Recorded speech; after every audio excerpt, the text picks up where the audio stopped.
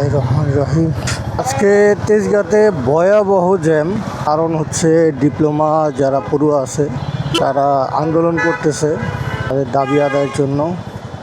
আর আমি ঠিক আধা ঘন্টা আগেই বেরোয় গেছি বাসা থেকে আমার ছেলেকে আনার জন্য। তখন লাগে যাইতে আল্লাহ ভালো জানে। আর এখন দেশের যা পরিস্থিতি কিচ্ছু বলার নাই, যে যেভাবে পারতেছে সেভাবেই রাস্তা ব্লক করে দিচ্ছে। এতে কার কি হলো, কার কি সমস্যা হলো, এটা কারোই দেখার বিষয় না। যারা আন্দোলন করতেছে মানে এইখানে এসে দাঁড়াইলাম। আমি যাওয়ার কথা ছিল 7 রাস্তা হয়ে, যাব হচ্ছে বিজয় সরণি হয়ে, ঘুরে যাইতে হবে। ওই দিক দিয়ে সম্পূর্ণ বন্ধ রাস্তা। আরে এদিক দিয়ে তো ঢুকা যাইতো, সামনে চলে যেতে পারতাম। আর আমি এই চিপা দিয়ে চলে যাব।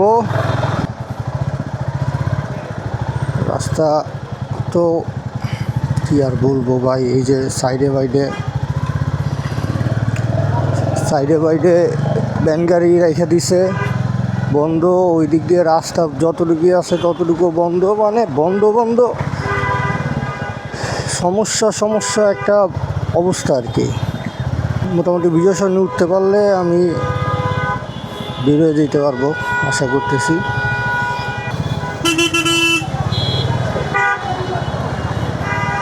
কেউ জ্যামে থাকতে চাইতেছে না, কেউ না, আমিও থাকতে চাইতেছি না। যতটুকু সম্ভব ওই পাশের রোডটাতে গেলে একটু শান্তি পাবো। এমনিতেই ঢাকা শহরে জ্যাম, এরপরে যদি আরও এই আন্দোলন হয় তাইলে তো মানে বাঁচাই মুশকিল। তো সামনে কিন্তু গাড়িগুলো আটকে আছে, দেখা যায় কি না জানি না।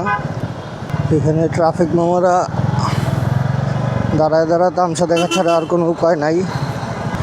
এই দেশটাতে শান্তি মনে হয় না কখনোই আসবে। সুযোগ থাকলে চইলা যাইতাম বিদেশে। আজকে ঢাকা শহরের অবস্থা খুবই খারাপ, এত জ্যাম।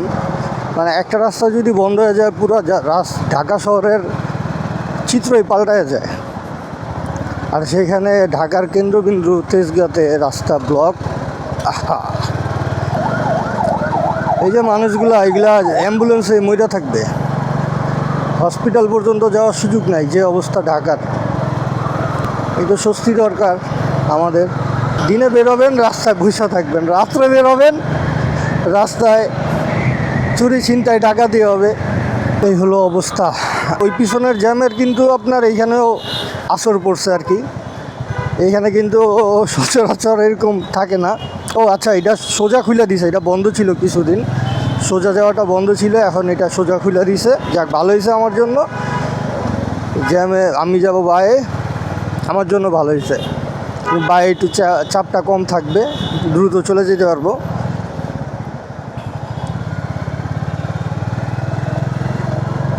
মানে 2:50-30 ভিতরে আমার থাকতে হবে। এখন বাজছে হচ্ছে 2:14। আর এই রাস্তাটা পুরোটাই ফাঁকা, ওই সাইডটা পুরোটাই লক হয়ে আছে, আর ওই পাশটাও লক হয়ে আছে, মানে লক জিন্দেগি। আর আমি চলে আসছি ফার্ম গেটে, খুব দ্রুতই চলে আসছি, যদিও আধা ঘন্টা আগে বেরোইছি। আধা ঘন্টা লাগে না, 15 মিনিটে চলে আসছি ফার্ম গেটে।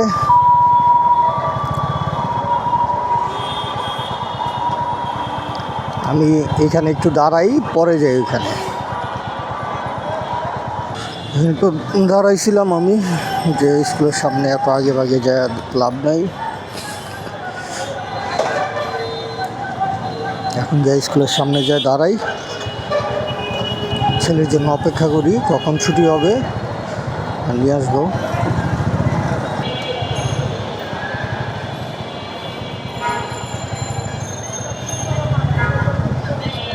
দাঁড়ায় অপেক্ষা করি,